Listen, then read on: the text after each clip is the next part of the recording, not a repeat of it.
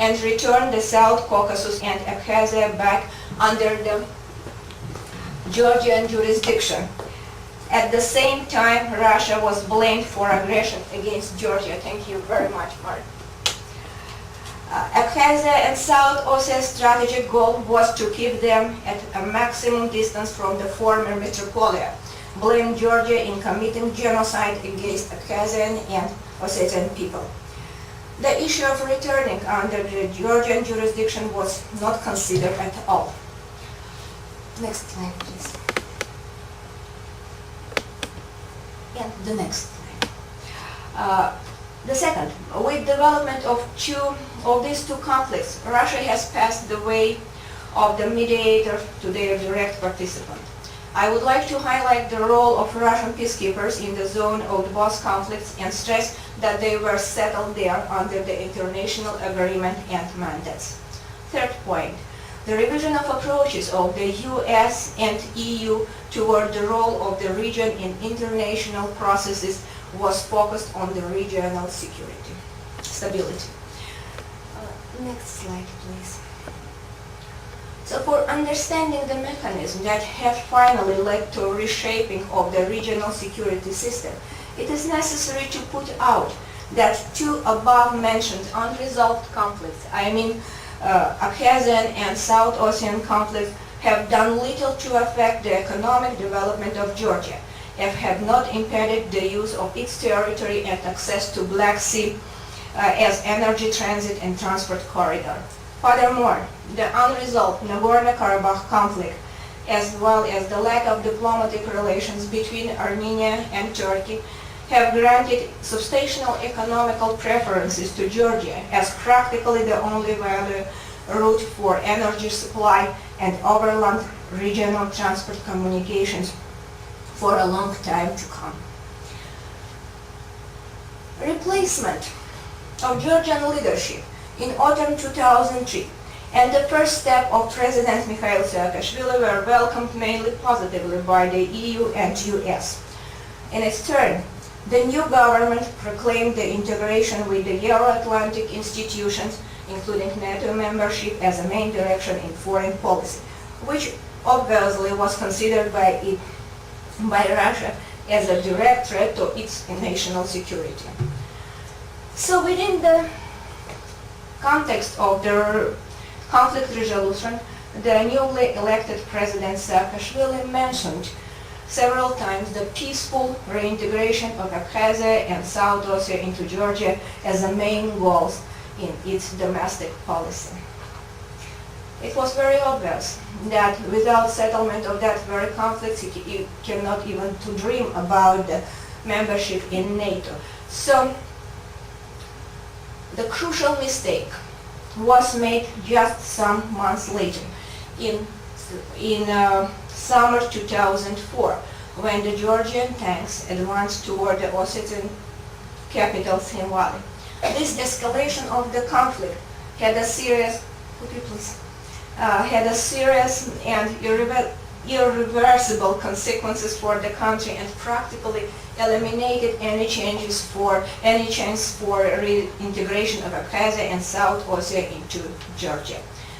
First, against the background of some resemblance with the actions of the first Georgian president, known with his national statement, his advancement was considered by Ossetians and Abkhazians as a military campaign aimed at their physical annihilation. Second, it sowed the seeds of doubt regarding Georgians living on the territory of the South Ossetia. I would like to say that there were several villages, about 50-50, part of them were Ossetian and part of them was Georgian, and sometimes they're just overlapping and crossing through each other. So it was a mixed population in that very zone in this very zone. This zone is really very small territory, and population is less than 120,000 people. So, in this situation, it gave the grounds to the Ossetian and Abkhazian leadership to apply for help from Russia and finally take a confrontational model of political behavior, a priori rejecting any proposal by the Georgian party on the ways of resolution of the conflict. 4. It allowed Russia to accelerate its so-called humanitarian actions, which mean providing Russian passports and granting pensions to the population of South Ossetia and Abkhazia, more and more combining the pure peacekeeping mission by the immediate patronage of that unrecognized state entities. All it allowed consolidating the configuration of forces that had been established by that period using the factor of unsettled conflicts as a mechanism of pressure on Georgia. The other factor that led to toughening of the Russian position was the recognition of Kosovo independence, which allowed in August 2008 to Russia to start his peacekeeping operation. Thereby, all parties to the Georgian conflict choose a provocative model of political behavior in relations with each other. Summing up, it is possible to state that the main mistakes made by President Saakashvili were a desire to wield the essence of the Abkhazian and South Ossetian conflicts, proposing of one-sided ideas of settlement of the conflict. I'm very sorry, I am really not a good speaker. It's for me real challenge. Mark knows about that. We mainly discuss this issue. So, Georgian side proposed just one side, made just one side proposals without taking in account any possibilities from Abkhazian or South Ossetian side. So, they were hope for the broadened US and EU support of Georgian actions aimed at the restoration of its territorial integrity, underestimating the factor of Russia, which can allow itself to neglect international opinion, hasting in decision-making, trying to get some positive in the South Ossetia direction at any cost, because at the Abkhazian direction the situation was getting worse with disastrous speed. Next slide, please. So, the open military confrontation with Russia cost Georgia a lot.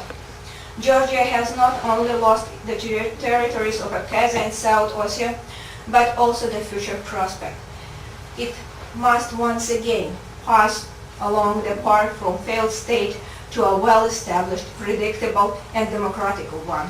In addition to the task of overcoming or minimizing the existing natural obstacles like the unstable internal political situation, several latent ethnic conflicts, including conflict in Iraq. So it should try also to avoid a threat to reviewing its transport possibilities for both suppliers of energy resources and their customers. In addition, Georgia almost provoked probably one of the most dangerous confrontations between the West and Russia since the end of the Cold War. Now let me turn to Azerbaijan. If you look at this map, you will see that this is official Azerbaijani map. You will not find here Nagorno-Karabakh Republic, which was dissolved in 1991. So I intentionally put this map into these slides just to show you the Azerbaijani total rejection of the status quo established in area since 1994. The outcome of the Abkhazian and South Ossetian conflicts, the recognition of two secessionist republics by Russia, and the most likely long-term, if not a final withdrawal of these territories out of the Georgian jurisdiction, have signaled Azerbaijan to show more restraint in implementation of its foreign and domestic politics.